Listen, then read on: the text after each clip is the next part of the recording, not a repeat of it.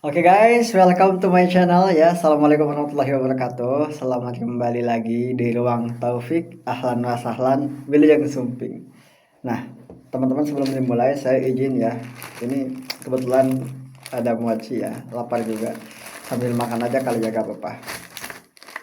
Nah, di sini kira-kira apa yang akan bahas? Di sini teman saya hanya bisa memberikan apa yang saya tahu ya teman-teman ya. Nah, yang pengalaman saya tentang dunia pesantren dan juga kuliah, karena kan memang sekarang posisinya lagi pesantren sama kuliah, saya mau menyampaikan beberapa hal tentang ekspektasi dan realita gitu ya. Waktu SMA saya berkeinginan untuk mencoba kuliah di luar kota, bahkan ada rencana di luar negeri. Itu sudah saya tuliskan di buku lembaran cita-cita. Dan ya namanya juga manusia, kita belajar untuk berusaha, mencoba, berdoa, ikhtiar sana sini, cari informasi, komunikasi dengan teman yang sudah sukses dengan kampus-kampus yang mereka impian gitu kan, yang mereka impikan kayak gitu. Nah, singkat cerita, ini saya akan menyampaikan ya cerita bagaimana perjuangan perjalanan untuk mencoba kuliah di luar negeri sampai akhirnya Allah takdirkan untuk tetap kuliah di dalam negeri. Nah, pertama, saya itu dulu ada keinginan untuk kuliah di Al Azhar. Gak apa-apa lah ya. Ini kalau mimpi itu kan yang tinggi-tinggi gitu kan, gak apa-apa gitu. Yang kedua itu di Turki, di Ankara ya, dekat Istanbul ya, di Ankara, Ankara University. Nah, pertama saya coba di Turki dulu. Kenapa? Karena waktu itu pendaftaran itu saya lihat informasinya tentang Turki, beasiswa di Turki, yang Lajis Asfa kalau nggak salah. Nah, saya coba lah ya daftar, berkas-berkasnya saya siapin, kemudian tanya informasi-informasi dan ya bungahnya itu adalah lolos juga gitu kan. Seleksi berkas lolos, tapi sayangnya di seleksi akhir, di wawancara, wawancara itu di Bogor kalau nggak salah, pesantren apa ya saya lupa lagi namanya, itu udah lama sih ya. Nah, harusnya kan datang ya karena udah lolos, harusnya datang ke Bogor, tapi karena waktu itu bentrok jadwalnya dengan acara keluarga dan yang lain gitu, sampai akhirnya memutuskan untuk aduh ini gimana ya, nggak datang, sayang udah berusaha gitu kan. Kalau dipaksain mungkin akan resiko juga gitu kan dengan hal yang satu ini gitu, yang acara keluarga dan yang lainnya kayak gitu. Akhirnya mencoba untuk ikhlaskan yang ini yang ke Turki gitu kan, dengan berharap oh mungkin Allah sudah merencanakan yang jauh lebih baik kayak gitu. Akhirnya gak jadi lah ya ke Turki, sedih ya sedih, tapi mungkin ada rencana yang lebih lebih baik gitu, lebih wow gitu ya, yang sudah Allah siapkan gitu. Nah, akhirnya di situ saya berhenti enggak. Saya cari lagi, saya komunikasi dengan salah satu mahasiswa dari Indonesia, bahkan dari kampung halaman di satu kecamatan, namanya juga sama ya, Taufik kalau boleh tahu. Nah, saya konfirmasi lah ke beliau, tanya-tanya, Kak ini gimana? Cara seleksinya gimana di Al-Azhar? Apakah mudah atau gimana? Terus nanti beasiswanya kayak gimana? Kalau A dulu kayak gimana?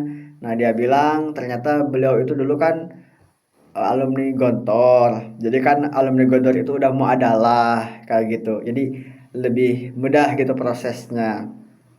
Nah, kemudian gimana ini saya? Apakah bisa juga kan seperti antum gitu kan? Seperti AA? Bisa. Pokoknya Taufik kan udah punya basic ya. Maksudnya udah punya apa namanya? Bekal tuh dasarnya ilmu nahu kayak gitu kan, ilmu sorof. Itu bisa tuh kan untuk daftar gitu. Lihat-lihat aja nanti ada informasi di Kemenag gitu tentang beasiswa Kemenag untuk kuliah di Al-Azhar. Nah, setelah itu carilah ya, cari informasi. Pokoknya Taufik daftar dulu aja. Nanti kalau udah diterima gampang, banyak banget beasiswa kata beliau. Saya kan semangat ya. Nah, tapi yang satu konfliknya itu adalah problemnya itu adalah belum diizinkan orang tua, belum diizinkan karena mungkin mereka tidak bisa mengizinkan karena jarak jauh mungkin ya. Bahkan yang mulangnya itu kalau nggak salah ada yang 1 tahun sekali atau 4 tahun sekali ya gitu. Jadi itu lihatnya gitu kan. Sedangkan kita kan di mata orang tua memang tidak bisa kayak apa ya, tetap anak-anak ya, tetap anak mereka gitu. Nah, tapi mereka tidak membatasi secara besar gitu. Akhirnya kalau kita ada keinginan selagi itu bisa kita lakukan ya mangga-mangga aja gitu, boleh-boleh aja gitu. Akhirnya gimana? Saya konfirmasi ke orang tua gak ngizinin, saya konfirmasi ke Taufik, ke Kak Taufik, Kak gimana ya ini orang tua gak bla bla bla bla gitu. Ya udah yakinin aja gitu, yakinin bahwa semua akan baik-baik saja. Di sini juga kan banyak gitu kan, harga-harganya murah untuk kayak biaya-biaya kayak gitu. Nah, akhirnya saya coba lah ya daftar, walaupun orang tua gak tahu gitu, saya daftar waktu itu berkas, tapi sayangnya itu harus bayar. Nah, di situ saya down. Memang wajar lah ya untuk kayak berkas-berkas itu, untuk kayak pembayaran awal-awal gitu ya, dengan dalih seperti pemberkasan. Tapi waktu itu saya gak punya guys. Akhirnya mau tidak mau saya merelakan gitu. Oke lah ya ke luar negeri belum bisa. Ya mungkin siapa tahu nanti gitu ke depannya. Terus apakah saya berhenti untuk mencoba kuliah? Enggak. Saya dalam negeri. Saya dalam negeri. Pertama itu ke UGM. UGM sih ya. Ya salam UGM. Gak bisa beberapa hal. Yang kedua Unhas. Universitas Hasanuddin. Tapi jauh guys. Harus melewati beberapa jalan darat dan lautan kayak gitu. Akhirnya jaraknya tidak bisa karena jauh. Apalagi akhirnya mau tidak mau harus yang dekat-dekat aja dulu supaya bisa lebih banyak menikmati bersyukur dengan keluarga kayak gitu. Akhirnya mencoba untuk di Bandung. Nah, di Bandung saya coba daftar di UIN Bandung atau UIN Sunan Gunung Jati Bandung.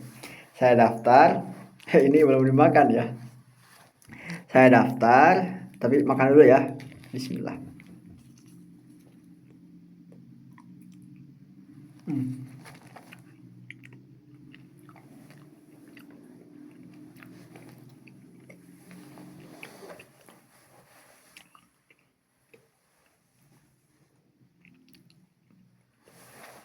Enak maksudnya ya. Nah, saya daftar di Bandung. Jalur apa? SNBP gak lolos ya. Walaupun sudah termasuk siswa apa ya banyak eligible gitu saya lupa lagi namanya ya, pokoknya kayak gitu lah ya, padahal itu sudah 10 orang itu diyakinkan lolos itu, tapi ternyata gak lolos, bahkan hampir semua gak lolos di seleksi SNBP itu. Saya gak tahu, oke lah ya, terima aja. Daftar di SNBP gak lolos, di UMPTKIN di SMPTKIN saya coba dari situ daftar, tunggu lagi gak lolos lagi. Akhirnya mandiri, saya paksa mandiri waktu itu bareng Trisna yang sekarang jadi mahasiswa UIN Walisongo di Semarang. Saya bareng beliau ke Bandung pakai motor pertama kali gitu kan, ke luar kota pakai motor 2 orang untuk jelajah kehidupan baru dunia kampus gitu kan. Sama walaupun salah jalan tapi gak apa-apa, itu mungkin bagian dari perjalanan.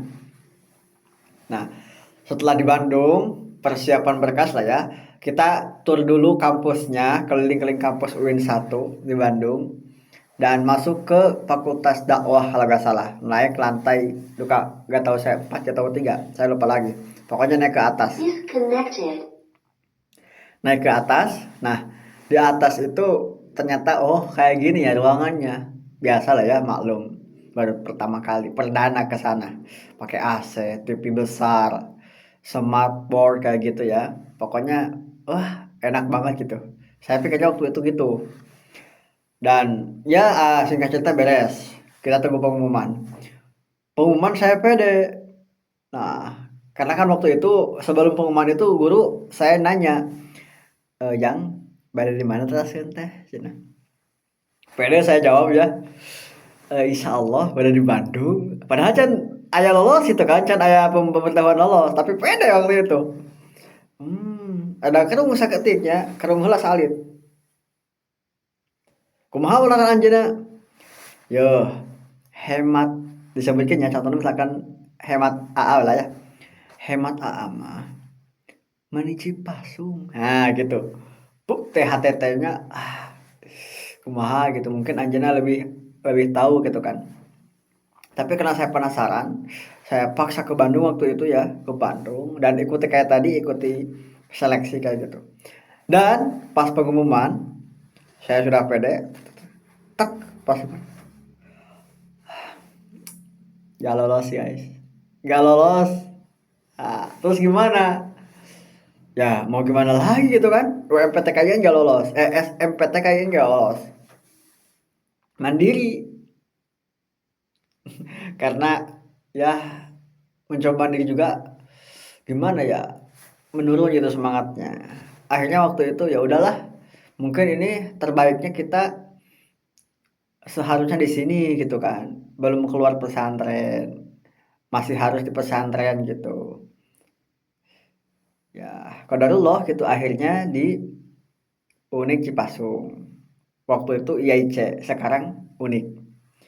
Gak apa-apa, bersyukur mungkin di lain kesempatan Allah memberikan petunjuk gitu, gambaran hikmahnya. Oh, ternyata ini saya ditakdirkan di sini tuh seperti ini. Bayangin kalau enggak, kalau saya maksa hawa nafsu untuk kuliah di Bandung, saya bagaimana? Itu sekarang kerasa, guys. Hamdalahnya itu. Jadi di balik itu saya pandangan baru gitu kan tentang bagaimana kita menyikapi takdir, takdir Tuhan. Jadi bayanginnya kayak gini guys, ini tangga. Di sini ada bunga. Saya gak tahu di bawah, gak tahu di bawah. Saya jalan, tiba-tiba Allah, uh, contohnya ya, tiba-tiba dikersain gitu kan untuk jatuh ke bawah. Dan ternyata awalnya saya pengen bunga di sini, ternyata Allah sudah siapkan bunga-bunga di bawah yang jauh lebih indah. Kebayang nggak? Nah kayak gitu. Jadi kita harus husnudzon sama Tuhan, sama Allah. Oh ternyata kayak gini, oh kayak gini, kayak gitu. Jadi belajar husnudzon. Dan itu saya coba terapkan. Oh ternyata Allah menakdirkan saya kuliah di Unik itu seperti ini. Saya belum keluar dari pesantren itu seperti ini. Jadi kerasanya sekarang. Dan itu bikin saya alhamdulillah. Kayak gitu. Dan itulah guys cerita pertama kali, dan akhirnya memutuskan untuk tetap di pesantren sampai sekarang alhamdulillah. Kemudian kuliahnya atau perguruan tingginya di Unik Cipasung. Nah, lalu bagaimana cara menyeimbangkan antara kampus dan pesantren? Sebagai kita ngabdi di pesantren dan juga belajar di kampus, kita akan bahas di video selanjutnya insya Allah ya. Pokoknya support terus channel ini sampai memberikan manfaat. Kalau ada apa-apa atau evaluasi atau ke pasukan kah atau apa gitu, boleh tulis aja kalau komentar ya. Saya tunggu. Thank you sudah nonton sampai akhir. Maaf balelol. Tapi insya Allah sambil belajar, insya Allah ada peningkatan ya. Doain saja. Thank you. Assalamualaikum warahmatullahi wabarakatuh.